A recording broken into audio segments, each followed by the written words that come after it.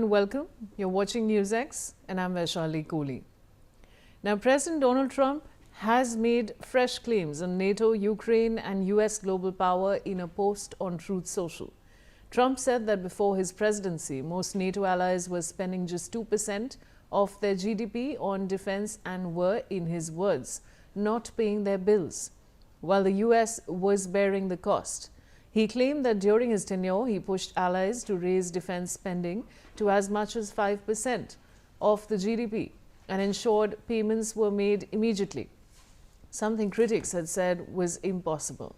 Trump also asserted that without his involvement, Russia would have taken complete control of Ukraine and claimed he single-handedly ended 8 wars, saying these actions saved millions of lives. He expressed disappointment that Norway, a NATO member, did not award him the Nobel Peace Prize, though he added that recognition was not important.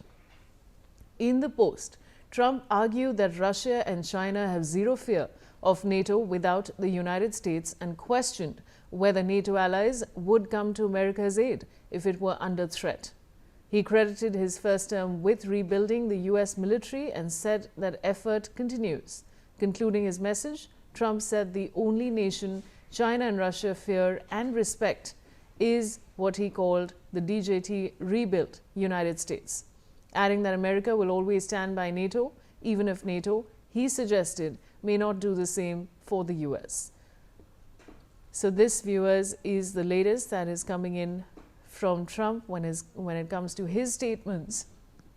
Now, of course, President Donald Trump has made fresh claims on NATO, Ukraine and US global power in a post on Truth Social.